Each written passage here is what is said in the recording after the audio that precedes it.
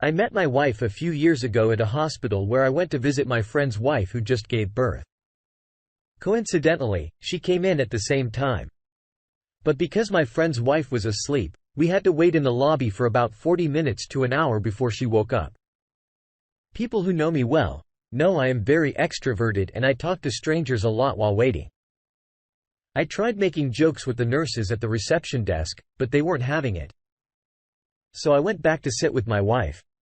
I tried my best to keep my mouth shut, but we could tell that the silence was awkward. And the moment I started talking, we both busted into a loud laugh. I didn't know she had been observing me. She knew I would try to talk to her from there. We talked for almost an hour until a nurse came to tell us my friend's wife was awake and we both went in to see her and her baby. As much as I would love to mention my wife's name, so that people out there can stay away from her, I'd love to keep this anonymous in case any of her friends stumbles on this story before we left the hospital. That day, I got my wife's number and we started talking. I also followed her on Facebook and we chatted there all the time. She was gorgeous and I loved almost everything about her. As of the time we met, she was working at a veterinary shop and I worked for a construction company.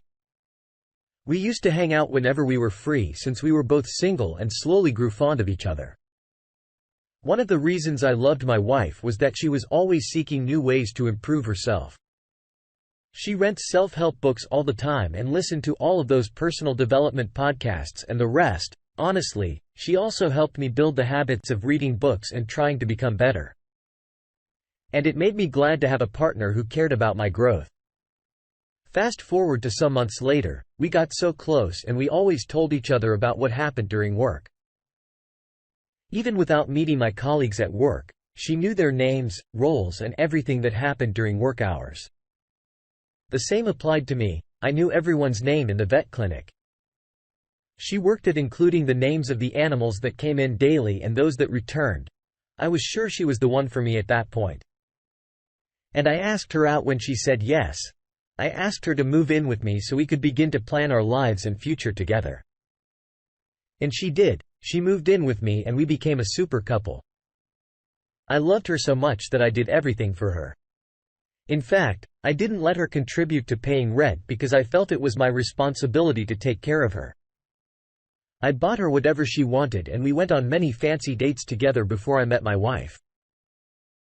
I had been in 3 different relationships, but they all cheated on me and none of my exes cared about me like my wife did. So I believed she was the one for me in less than 3 months of dating. I met her family and she met mine too. Our families knew we were dating each other and we were pretty serious too. So after 10 months of dating and living with each other, I asked her to marry me and she said yes.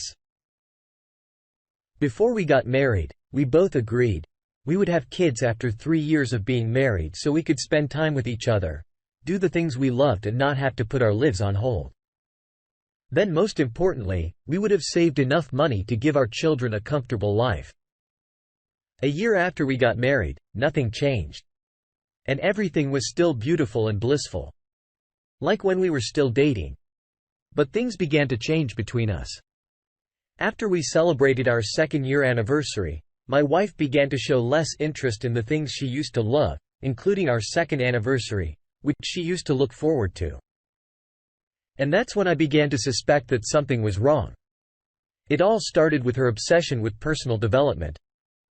And she claimed she found this new mentor online, a man in his late 30s who she asked to mentor her for a fee. And he agreed. According to my wife, this man was a life coach and he had mentored many people in the past and helped them build their lives. At first, I didn't have an issue with her having a mentor because I knew she wouldn't back down or change her mind until she got what she wanted. So I allowed her to do her thing. However, a couple of weeks after she started her mentorship classes with him, I noticed they were getting closer and closer and I kept feeling that something was off between them, but I shook it off. It wasn't enough that I was paying for the mentorship hourly, but she always came up with new excuses for me to pay for things. I didn't understand. She met with her mentor almost every week and even had to cancel most of her lunch dates to be with him. Then, as if that wasn't enough, whenever I came home from work, I'd have to eat my dinner alone, watch television alone and go to bed because she would talk to him for hours on the phone without spending time with me. I complained about it, but she said I was making a mountain out of a molehill. So I let it slide, expecting that she would change. But it got worse once we were supposed to go to my parents' house for my dad's 62nd birthday, but she didn't show up and refused to take my calls. That evening, when I returned home, I met her and her mentor having dinner in her home. And I was so mad when she saw me. She smiled and acted like everything was fine. It even made me madder when I found out she forgot about her heel's birthday. Even after I reminded her that morning, the craziest part was that we had not had dinner as a couple for weeks and she even stopped cooking. But there she was eating and laughing with her mentor. I got so mad and yelled at her. Then I asked her mentor to leave, but she stood up and started challenging me in front of her mentor. She said he had taught her a lot of things and he could not leave. So I had to choose between joining them for dinner or doing something else. I was so furious that I left the house and returned to spend the night at my parents' house that night. I stayed awake close to my phone, hoping she would call and beg me, but she didn't. And that was when I was forced to look up her mentor online. To my greatest surprise, I spent hours digging and could not find anything related to mentorship or personal development about him. When I was frustrated at finding nothing, I hired a private investigator to investigate him. Weeks after digging, the PI I hired discovered he was a convicted felon and a master manipulator with arrest warrants. I could not even believe it. The PI could not find anything related to mentorship with him. And that's when I realized that my wife had been playing me for months. She was getting money from me and giving it to her lover's payment while I worked my ass up to give her a better life. I collected all the evidence from my PI and paid him off. The next day I went home early so I could meet my wife at home and show her all of the evidence. But I caught them doing it on my couch and I was enraged. I hit him before I threw the evidence on the table and my wife did not look surprised. It was an indication that she knew everything about him. She then started begging for forgiveness and asked me not to say anything. I told them I had contacted the police and she should go ahead and marry her lover and rot in jail for all I care. While I was yelling at them, the police arrived at my house and took him away immediately. He was taken away. She went on her knees and began to beg me. She said he manipulated her. But since he was out of the picture, we could return to how we were hearing. That made me mad. So I kicked her out and called her parents to let them know their daughter would be coming home soon and we weren't together anymore. Months later, we divorced and we went our separate ways until the last 6 months. She kept calling me with different numbers until I warned her that we could never be together even if it were in her next life. Of course, I miss her, but being single is way better than living with a cheating spouse. Even the last few months of our marriage were hell for me. So I'm glad I made the right decision. I wonder why you didn't look up your wife's mentor before she started her mentorship classes. That was carelessness on your own part. It's just terrible that she played you and manipulated you to pay for classes that did not exist. Although it's hard, you made the right decision by kicking her out of your house and divorcing her. Such a woman does not deserve second chances because she would have cheated on you again. Even if you forgave her, it's even more disturbing that she didn't show any remorse when you showed her the pieces of evidence, but most importantly, she is no longer in your life. Thank you for sharing with us. Now, let's get into our second story for today. My wife and I fell apart after 2 years of marriage. My wife and I started dating around 2020. After the coronavirus struck the world, she had lost her family of 3 to the virus. And as her closest family friend, I had no other option than to take her in. I lived in a 2-bedroom apartment. One was my bedroom and the other was my office because I was already working remotely for a top freelancing platform whose name I would be withholding, and I had to move my office to my bedroom so she could sleep in the second room when she moved in. She was grieving, always moody and almost depressed.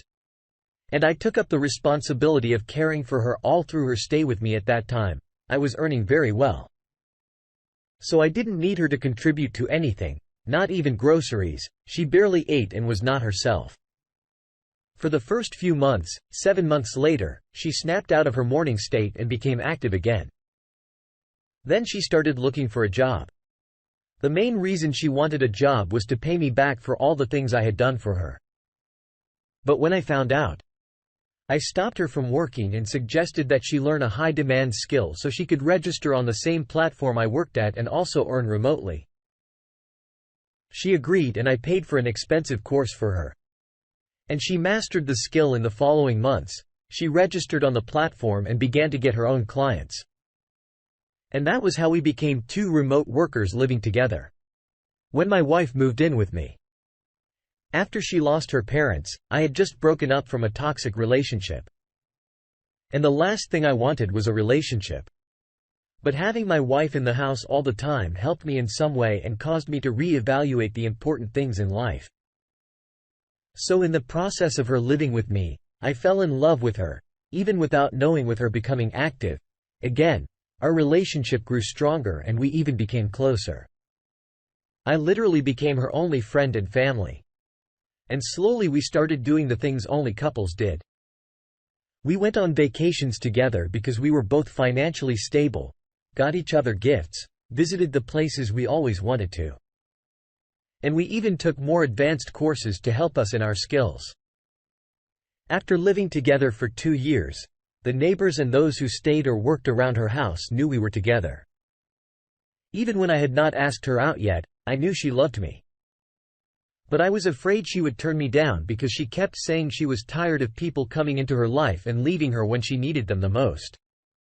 So I kept procrastinating. Eventually I asked her out on her 27th birthday. We weren't doing anything that year. We only went to have a fancy dinner, and while we were in the restaurant, I paid the waiter to bring in a cake I had delivered some hours before we went there.